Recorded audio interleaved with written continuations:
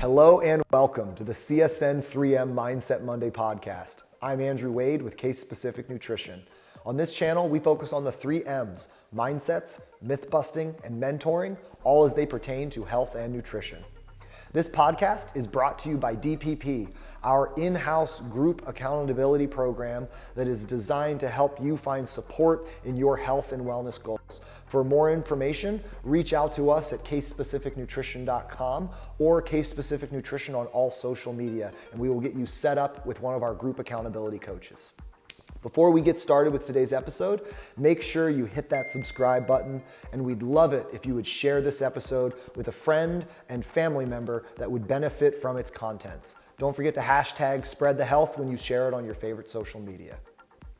Today's episode was a really special episode. We were able to interview John Petrishen. He's one of the linebackers for the University of Pittsburgh Panthers. And for those of you that don't know or can't see the things behind me, I am a Pitt grad, and our company here, Case-Specific Nutrition, has a whole lot of Pitt grads. So we have that alumni vibe, and we were really excited to bring him in. He's been having a stellar season. He's really doing well. Best of luck for the rest of the season. Obviously, don't want to jinx all the great things he's doing. But we got to sit down and have a conversation with him because one of the things that's changed throughout his college journey is that he actually went plant-based over the last year and a half. He was battling injuries younger in his career, and this was one of the changes that he made. And so we got to dig into his diet. We got to talk about plant-based and vegan eating. And this is a really interesting topic that resonates with me as a dietitian for a couple reasons. One, more plants, always a good thing, very exciting. But two, the concept of vegan is something that's very misunderstood. Sometimes we're mistaking something as purely for the sake of health, as opposed to what it truly does and how it truly benefits us.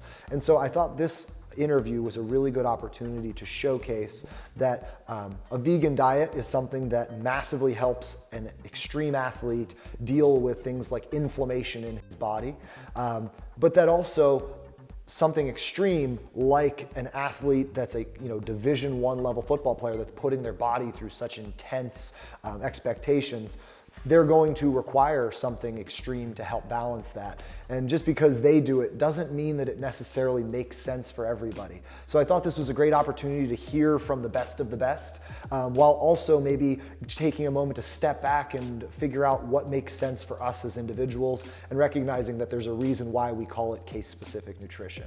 Enjoy this episode. I know I did. Hey everyone, so we are here with John Petrishen. He is the linebacker for University of Pittsburgh football team. For those of you who don't know, I am a Pitt grad and a huge Pitt fan, as is Allison Wade and a lot of the dietitians on the team here.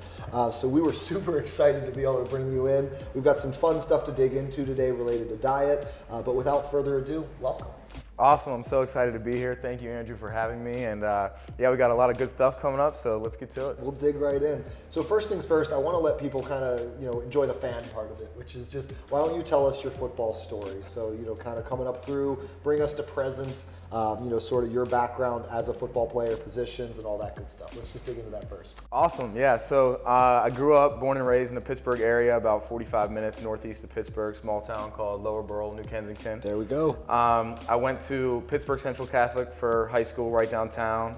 Had a great experience there. Grew into a pretty big recruit there, and then I chose to go to Penn State initially out of high school.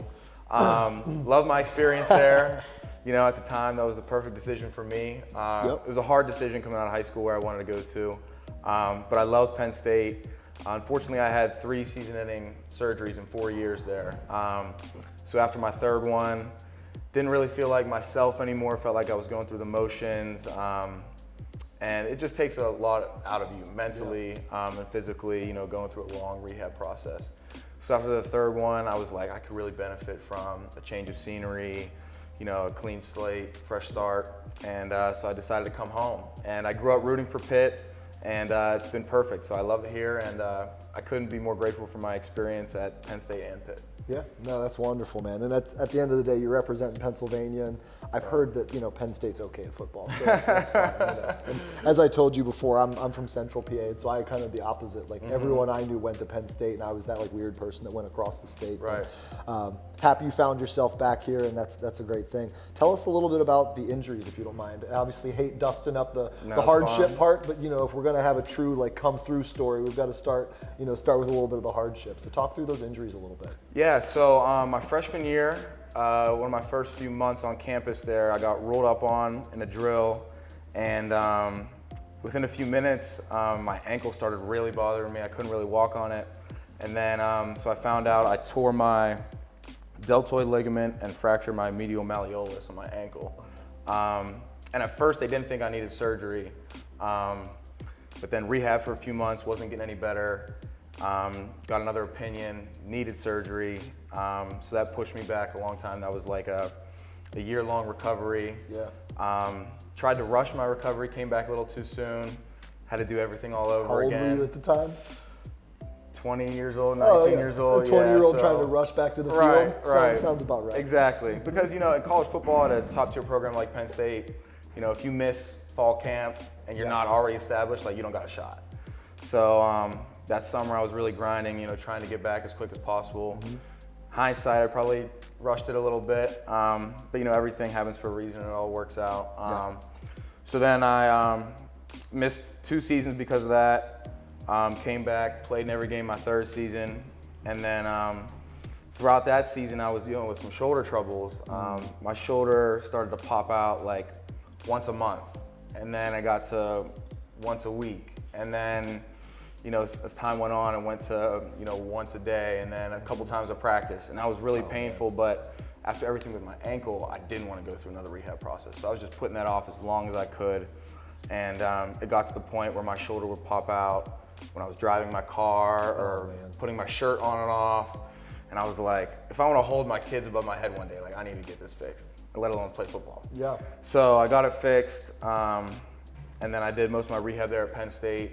And then once I graduated, I decided that it was best for me to, finish my rehab somewhere else and start a, clean slate at another program. And so I decided to come home, and knock on wood, we've been good since. So yeah. That is wood, so you can go ahead and do that in real time, man. No, and that's appreciate you sharing that. Yeah. And at the end of the day, what we'll allude to here is we've got massive inflammation, right? When we're talking about a shoulder that goes from a little bit sore to just like popping in and out like a friend, what I mean? Just like, what's up? And obviously when you're having year-long recovery from ankle, I mean, that injury you did was to like both sides of the ankle. Like you really tore it out. Like, so for those that don't know, like that was not just a rolled ankle on the basketball court. That was like a true separation scenario.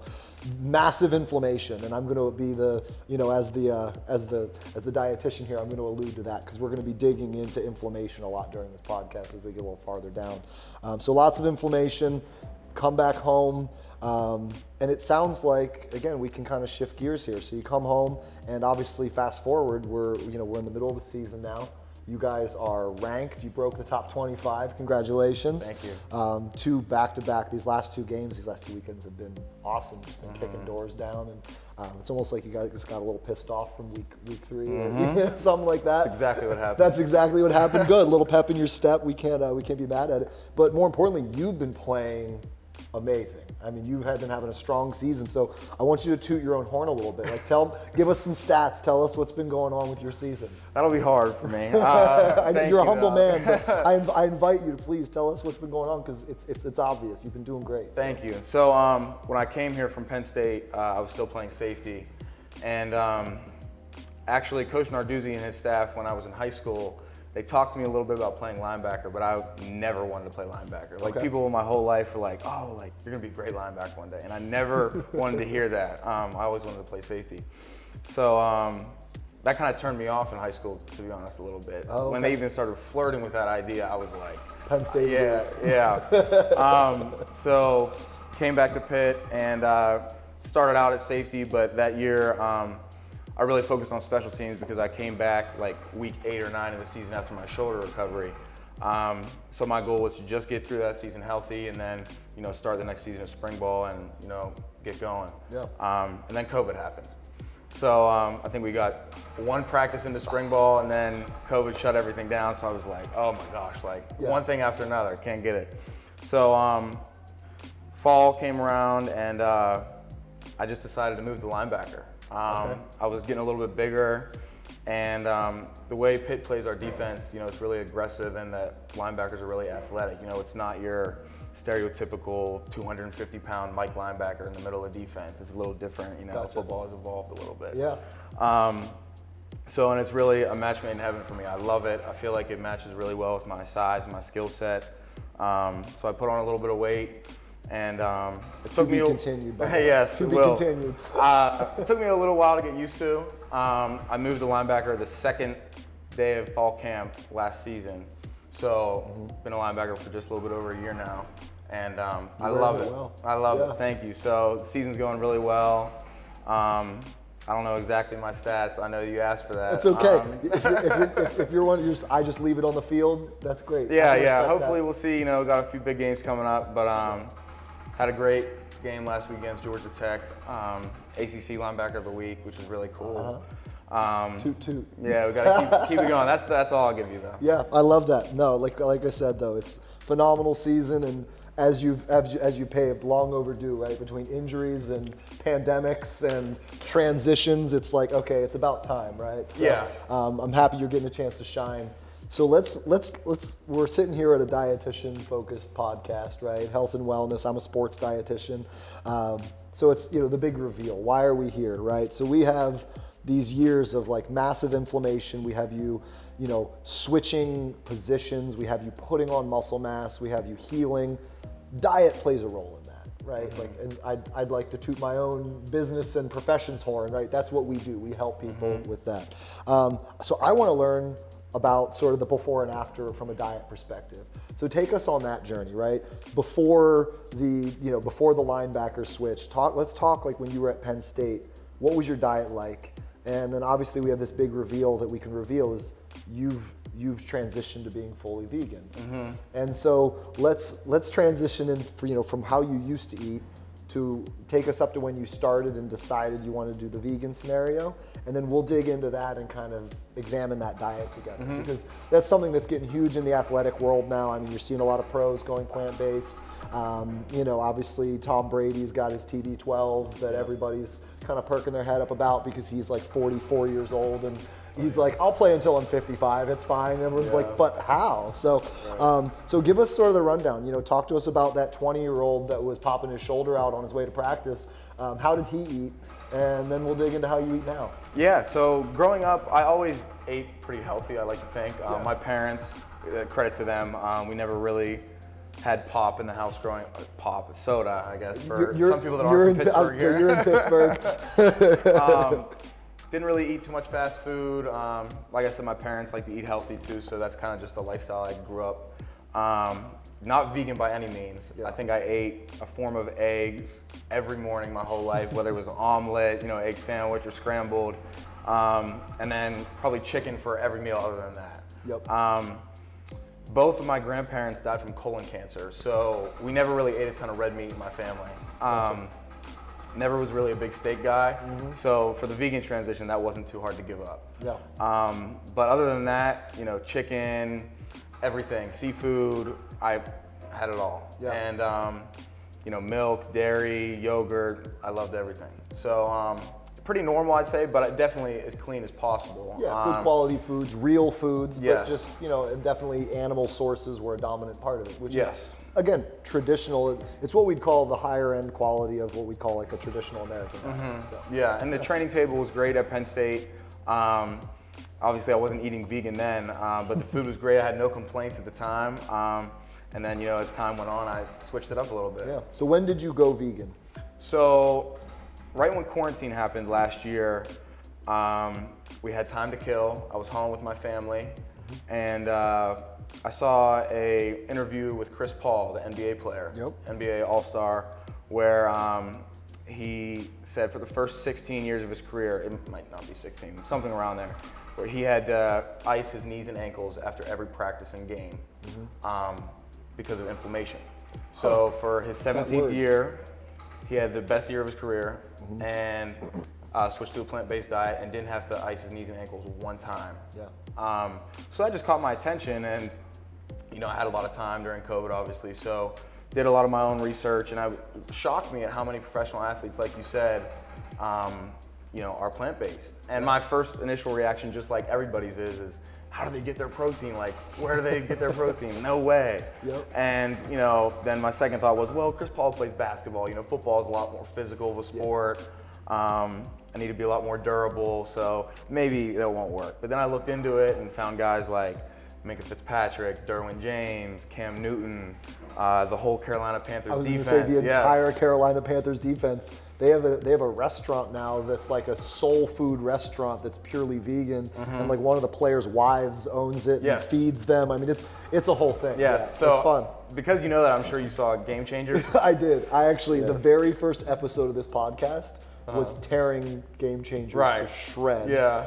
Great content, but definitely misleading in a lot of ways. Yeah. I had fun setting the record straight. I called it a case for omnivores, which is like, eat some plants, we'll dig into it later. But yeah, I did. I watched it. Yeah, you gotta take it with a grain of salt, obviously, but there were some things on there that really, raised my eyebrows and got me to look into further, which just opened my mind. And so my parents and I and my younger sister as well, we decided to try it for a week and see where it goes. So we did. And so this is a true story. My dad is 67 now, and he's been on high blood pressure medication and cholesterol medication for 32 years. Wow, okay. 32 years. So, and within 10 days of going vegan, his levels became perfect. His doctors told him to stop taking all medications, and he hasn't taken a pill in 21 months. So that was the first thing where I was like, wow. It's hard to debate, right? This might be good for me. I don't know how it will affect me on the football field, but at least it's good for my body. I mean, that's my father, my own blood, so hopefully we could have some of the same, effects. So that was really the first thing that shocked me, and then we went further along with it. And like I said, I was at home during the time, so I wasn't, at football, lifting with the team every day. So we were doing our own workouts, which was hard. It was a hard transition for everybody. Yeah. But I was glad to, I had time to toy with the diet and everything.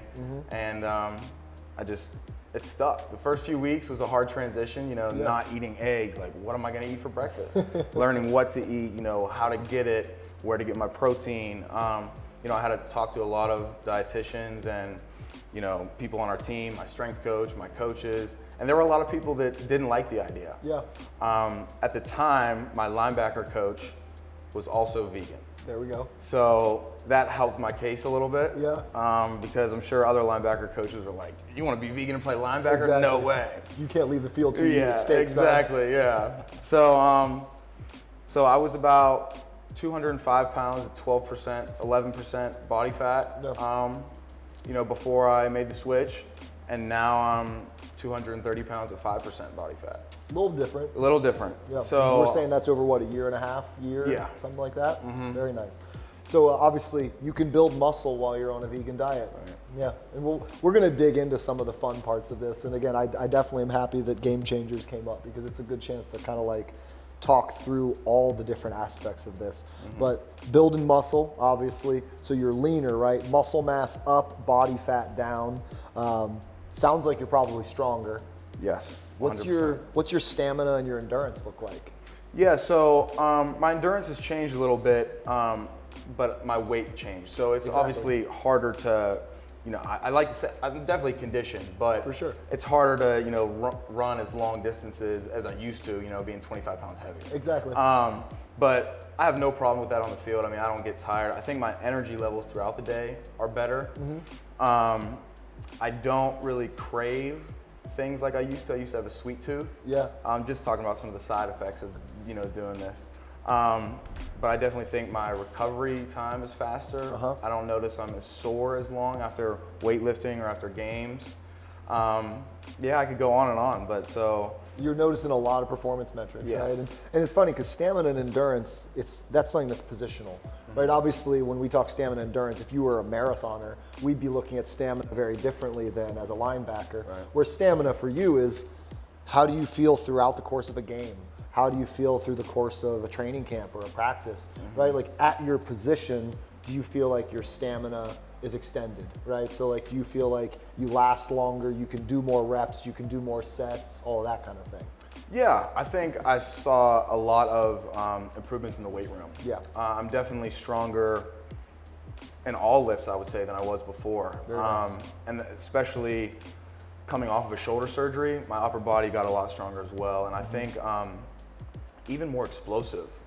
In our weight room, we have these Tendo units, they're called. I don't know if you're familiar with them, but they attach to the bar and they measure bar speed. Yep. So for squat, deadlift, bench, it really shows you how fast you're moving the bar, which is really, compared to explosiveness. Yeah. So those are all quick twitch fibers, all those movements, and all those numbers went up as well. So, Good. And those are something, that got to be developed and worked on as well. But I think, just being leaner helps as well with that. Oh, for sure. So across the board, definitely seeing the benefits. Obviously, you're seeing from a chronic disease perspective in your dad, you're seeing these benefits, and it becomes hard to deny, right? And at the end of the day, it's kind of funny because the big issue that I had with Game Changers wasn't the promotion of plant-based, and it wasn't actually even the reveal that like a vegan diet can be supportive for an athlete, because again, my background, I have a master's in wellness and human performance. And so like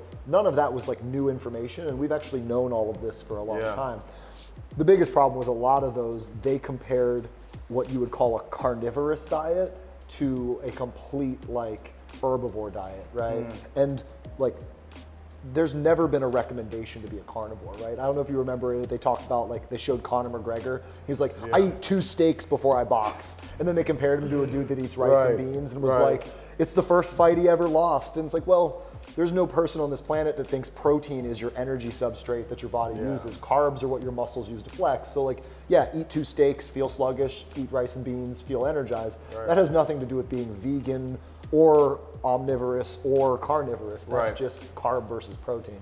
So that's where like Game Changers kind of skewed some stuff. But the reality, and it's undeniable, it's you start asking these questions. You've got the Chris Paul of the world, who again, extremely well known, extremely amazing athlete. Him and Dwayne Wade talked about it. Like you're starting to see Carmelo Anthony dip into that. Like you're seeing all these dudes that like we grew up with. They're like the faces of basketball, and you're seeing these football teams, and you're seeing again the Tom Brady's of the world, and you start going, what's going on here? And the reality is, inflammation is like a bucket, right? So I like to kind of explain it or simplify it in that our body has inflammation for a lot of different reasons, and really all inflammation is irritation. So when you work out, right, your muscles tear, and then inflammation is what signals to pull things into that muscle so that it can repair. And whether that irritation is exercise induced, whether that irritation is diet induced, so poor quality diet irritating our digestive tract, right? Whether it's a disease, whether it's arterial, inflammation comes from a lot of different places, but it kind of accumulates in the body. And you are what we would call an extreme athlete, right? You don't just work out an hour a day and try and stay healthy like I do. You're like, you eat, sleep, and breathe it, literally, right? Professional athletes are extreme athletes by nature because that's literally your full-time job. And so you have what we would call massive contributions to inflammation. And foods like steak, animal protein and stuff are mildly inflammatory foods. To a typical person day to day, is that inflammation a big contribution to their bucket? Not really. But for someone like you, where your bucket is already full from your work alone, right? Your exercise alone, it's not only that that food can contribute to that inflammation bucket, but the right diet, a vegan diet or a highly plant-based diet, can actually remove or help drain that bucket. So that's what's going on there, right? Is that you have an extreme athlete and you have an extreme anti-inflammatory diet that is basically counterbalancing it. And that's why you're seeing someone like a Chris Paul not having to ice his knees anymore. His knees being swollen is a sign of his bucket overflowing. And when he went full-on anti-inflammatory diet and started eating all the fruits and veggies in high levels that really drive our anti-inflammatory systems, and a lot of our like healthy fats like our avocados and our nuts that actually drive what we call eicosanoid production, right? Like all of that actually counters the inflammation from your general wear and tear. And so all of a sudden your joints, your muscles, everything, you've probably heard this from your strength coaches, right? Getting bigger is 1 part tear, 1 part repair. Yeah. Well, how many days off do you get a week? This one, just one. But it's not really a day off. I'm about to go lift right after this. So, precisely, right? So when's your repair happen? You're literally 1 part tear. Yeah. An anti-inflammatory diet is going to be the repair. That's what that is. And so I love being able to sit down with someone like you that's obviously extremely fit. You know, like when we think about fitness, we think high level athlete, right? And why this would be such a good idea for you. Now, one of the things I wanted to dig in for you, let's help people like kind of visualize this a little bit. You mentioned it before. Where am I going to get my protein? I've eaten eggs and chicken every day. Like I might as well have lived on a farm. Where do you get your protein from now? Yeah, so that was really the hardest transition for me, and I was the same way because my whole life all I ate was chicken, eggs, and so never in a million years did I ever think I'd be vegan ever. Yeah. I'd be the last person to do that. So, but here I am today. So really, for my breakfast, I get tofu, beans. And obviously at the facility, we have great chefs that help us out a lot. Absolutely. It'd be a lot harder for me to do it on my own. I'm not much of a cook. But like I was telling Devin, in 2021, we can go anywhere almost and find options, vegan options, restaurants and everything like that. So, lentils, beans, tofu, everything with Impossible and beyond, substitutes. Really get my healthy fats from avocados and nuts, like you said. And plant-based protein powder. I love the Evolve protein shakes and Koya protein shakes. Very tasty too. But so, all things like that. And sometimes it gets a little redundant, but it's all about, the result for me.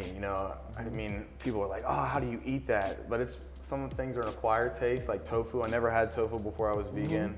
But I tell people all the time, like, chicken, you don't really like the taste of chicken. No. You like either the flavoring, exactly what you put on it, how it's fried, the texture of it. So it's kind of the same way with tofu. Tofu doesn't really have a taste, but some people like it's so squishy. Like, how do you like that? I like it, a little bit more crispy and grilled, with some flavor on it as well. So there's so many different ways you can do it. Seitan. Yep.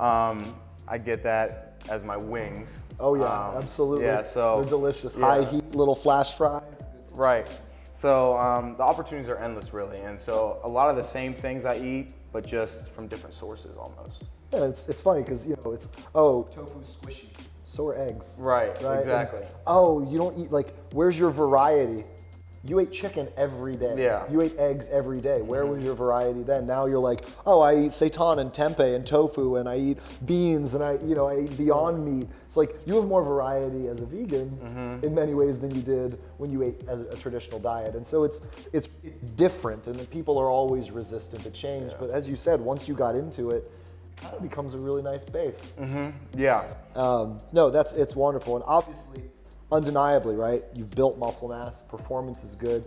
The big thing that I always like to point out is it the complete absence of meat, right? That becomes the question. That's where in the very first podcast on this, I basically called it like a case for omnivores, which is that idea that Game Changers pointed out like, hey, look, a vegan diet can meet all performance metrics. Which again, if you have a background like I do, I went, yeah, obviously. That wasn't news. I've known that, we've known that for decades. Right. But then they took it a step further and they said, see, we compared it to a normal diet. But then when you actually see what they defined as a normal diet, it was they had dudes eating fast food, they had dudes eating steaks before work. It wasn't a normal diet by any stretch. And so you were kind of in this world where it was like, what would happen if you had a vegan diet compared to a Mediterranean diet? Which a Mediterranean diet, to be fair, is largely plant-based, right? It'd be like taking what you normally eat, but a couple days a week having a 4-ounce piece of fish on top. Or taking a little bit of some sort of grass-fed ground beef and sprinkling it on. And what ends up happening is the inflammation isn't there as much. And it's because in our culture, the big problem is really that animal protein is our entree. It's our dominant, right? It's what we eat too much of. We eat way more animal than we need, and we eat way less plant than we need.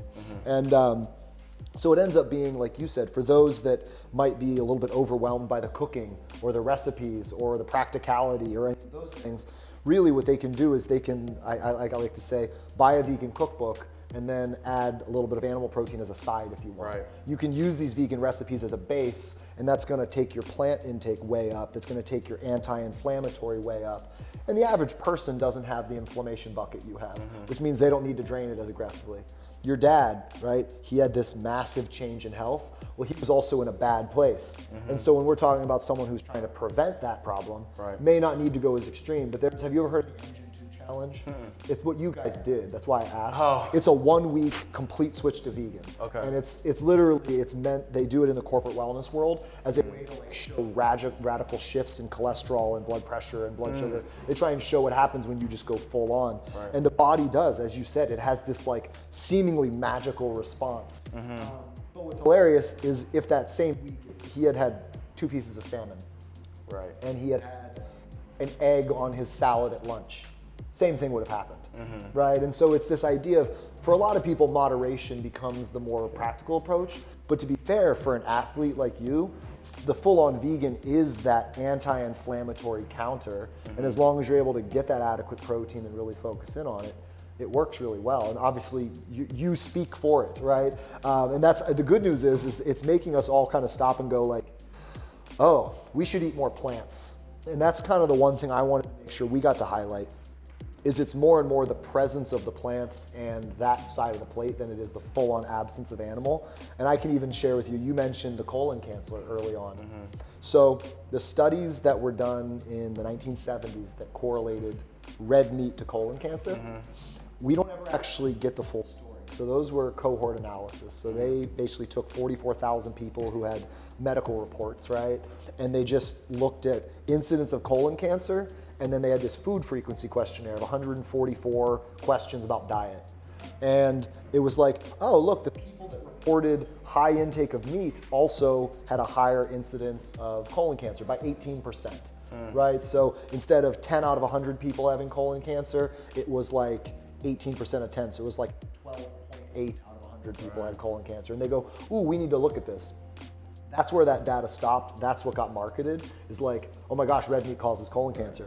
What you have to do is you have to do a cross-sectional analysis, where then they took the high meat consumers and they subcategorized them into high meat, low vegetable, high meat, high vegetable. And the high meat, high vegetable people, the ones that ate a lot of meat but also ate a ton of vegetables, it wasn't necessarily the presence of meat, it was actually the absence of vegetable. But to be fair, the absence of vegetable increases the amount of meat. And so we then look at in southern China, they actually have a similar farming model to us. And they eat almost exclusively beef. Cow is like the main thing in that area of China. And the difference is, if you actually do like a food recall of an average Chinese person in that area, they eat on average 2 to 4 ounces of red meat per day. The average American eats 12 to 16.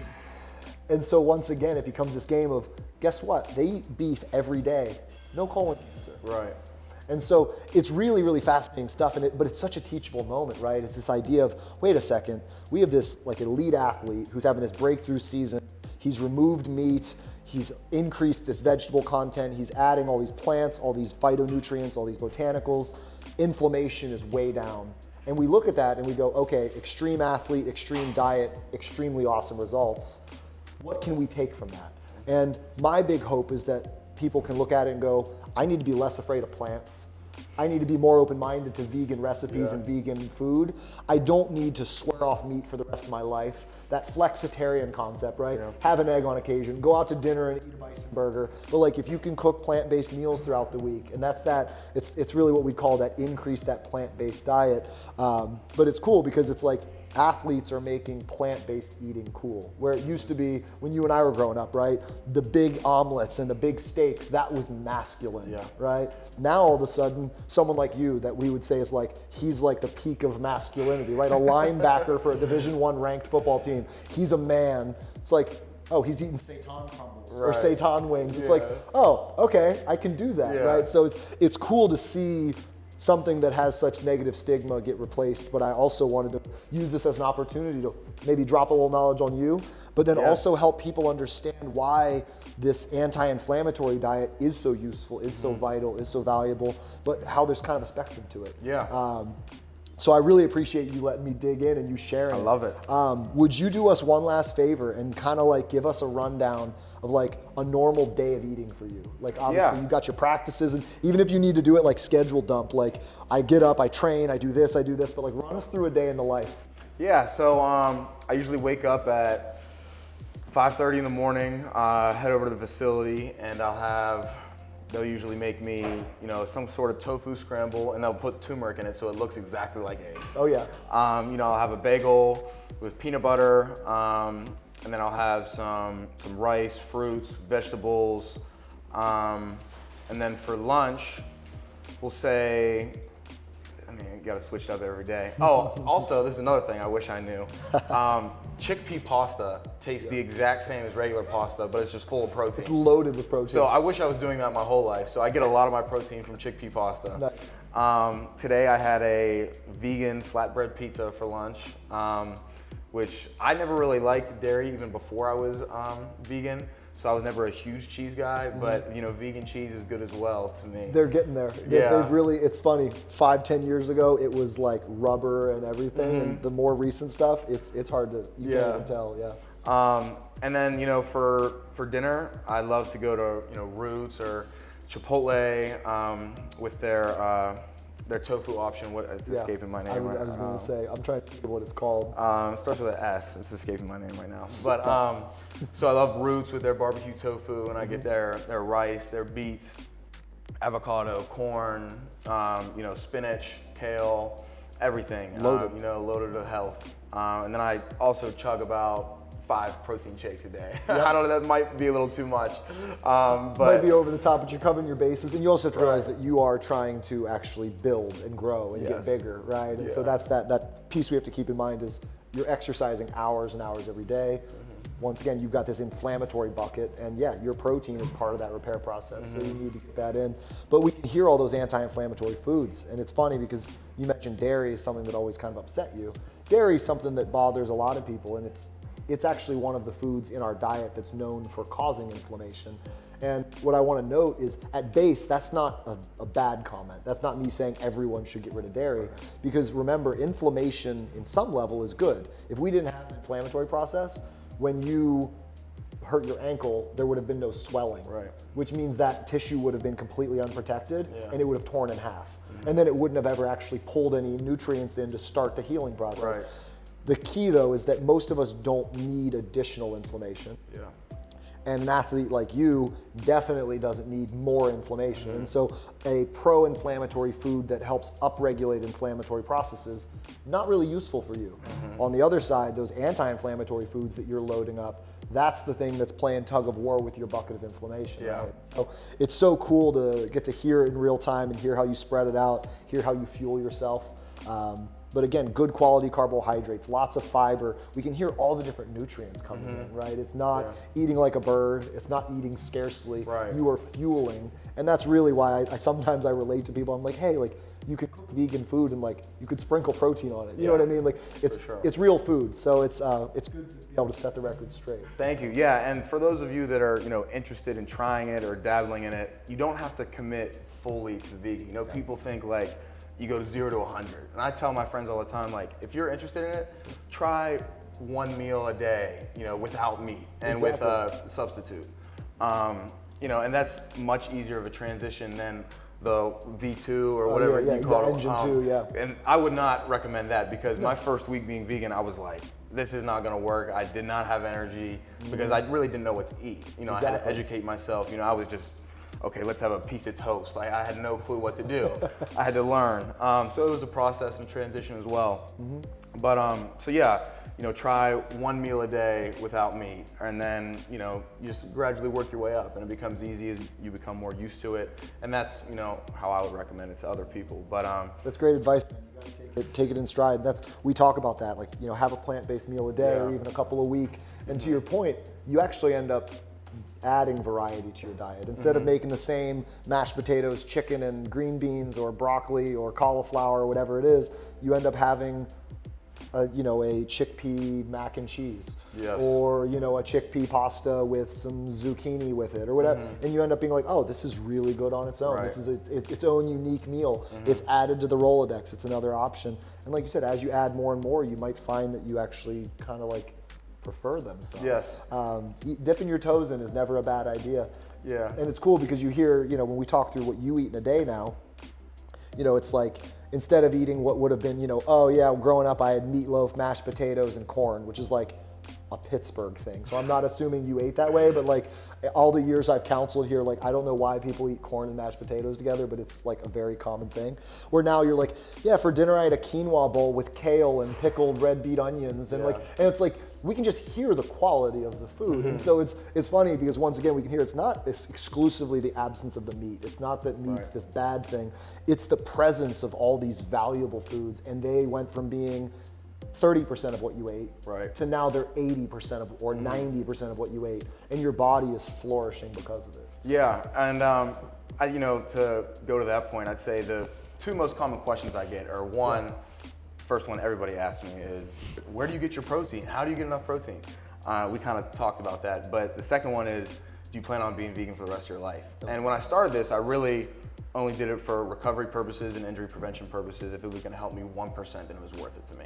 So I just wanted to do it, see how it worked, and if it did work, then I would do it for my football career. Yeah. And then afterwards, probably go back to regular. But now, I like it so much, and I don't know if I could go back to regular, just because I love the things I eat now, and seeing what I used to eat doesn't really appetize me anymore. I've had maybe a cheat meal every once in a while, for sure. When I'm out with friends or something. But I went to Philadelphia over the summer one time, so I had to get a Philly cheesesteak. Of course. And believe it or not, my ankles swell up that night, like balloons. It was unbelievable, like clockwork. And I was like, wow, like my body is just not used to this. My stomach was upset. And I'm not saying that it just has that effect on everybody, but my body was just not used to that, without going, having meat for so long, my body probably just didn't like it. Yeah, well, I love that example, by the way, because to your point, like that we definitely want to look at this idea of this is your new base. This is your new normal, right? So to speak, in a world post-pandemic where we're all talking about new normals, your new normal, this is just how you eat now. That said, we don't want to get trapped in this cycle of diet where we like feel like the things we omit we should be like afraid of or feel guilty about, right? And that's what happens is people will be like, oh yeah, I had animal protein, fell off the wagon, and it's like, no, the goal is to accumulate as much plant-based food as possible. Having some animal protein scattered throughout is that flexibility that isn't going to make or break. But what's funny is the cheesesteak. Let's step back for that. Was it the meat? See, I don't know. I feel like my body dislikes dairy more than meat. Yeah. Everybody's different, I guess. For sure. And to be fair, dairy is more inflammatory. Yeah. But let's think about what a cheesesteak is. It is like a very refined white hoagie bun. It is cheese sauce, which isn't cheese. It's actually what's subcategorized as cheese flavored product. So it has ingredients in it that you and I both would have fun pronouncing, right? And then it's not meat. It is like the shavings of what meat hoped to be. And it's that on a flat iron, sauteed in oil. And it's not like it's extra virgin olive oil. Right. It's like 3-day-old, twice burnt corn oil. Right? With a buttered bun. And then it's also loaded with sodium. And so when we look at that, when we look at your normal diet that has all this potassium that helps balance sodium, helps flush water out, and all these anti-inflammatory foods that help manage your inflammation. And then we have you eat this like 3,000 calorie, sodium loaded, fatty, oily, greasy, hard to digest food. Right? Like, of course you swallow that. And again, going back to extreme athlete, you've already got plenty of inflammation. That Philly cheesesteak went into your bucket of inflammation and just splashed. And that's where that swelling came from. Would I get swollen ankles from it? Potentially to be honest. But it's to say that that's a good example of where that's kind of like what we'll call the game changer syndrome, where we blame the meat all of a sudden. Exactly. And it's like, well, to be fair, it's not even that it's the meat, but it's how we eat meat. If we take a moment and look at our culture, we have like taken meat and created things like Big Macs and cheesesteaks. And it's like, it's kind of like, I always like to joke and I tell people like, pizza's not bad for you, it's how you eat your pizza, right? Like, when do you eat pizza? It's like, well, when I'm like drunk on a Friday night or exhausted, exactly, right? And so it's like, are we blaming the pizza, or are we like, is the pizza a victim of circumstance? True. Meat, in many ways, can be a victim of circumstance. If we had taken some 93.7 ground beef, 3 ounces of it, right, a little palm amount, and we sprinkled it in your kale bowl, your quinoa kale bowl, do we think your ankles would swell up? Probably not so much, right? And so it's fun because the cheat meal or the treat meal doesn't even have to be the meat in it. It's just like food that you don't eat because you're managing your inflammation. Exactly. So I appreciate that example. That one is so perfect. I love that. So. Oh, and by the way, the Chipotle, I thought of it, sofritas. Sofritas, thank you.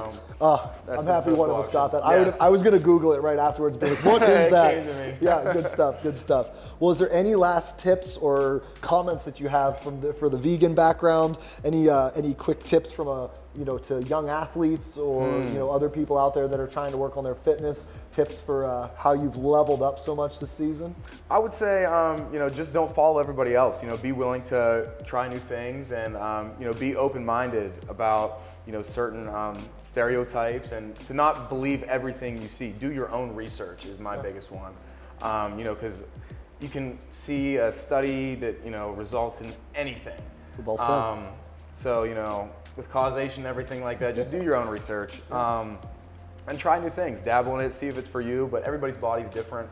Not everybody's going to have great results. Some people might not have good results. So try everything, try things new, and go from there. And if you have any questions, it seems like he knows what he's talking about. So I learned a lot today from you, so thank you for your time. My pleasure, man.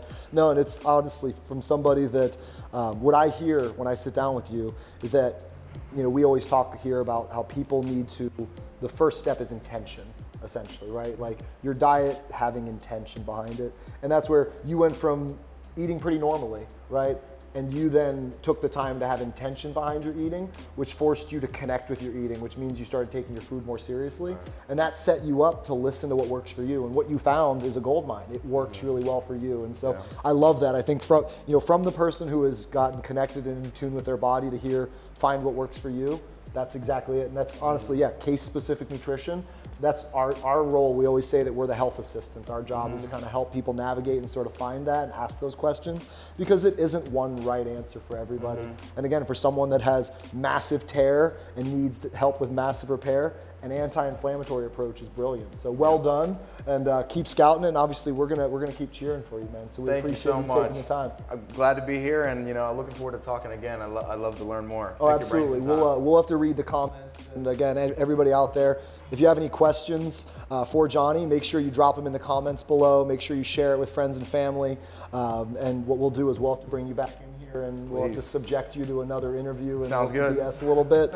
But in the meantime, thanks everyone for coming. As always, we really appreciate the time. We'll be back next week with another CSN3M Mindset Monday podcast. And this is Johnny Petrishen. Thank you so much, guys. Have a good one.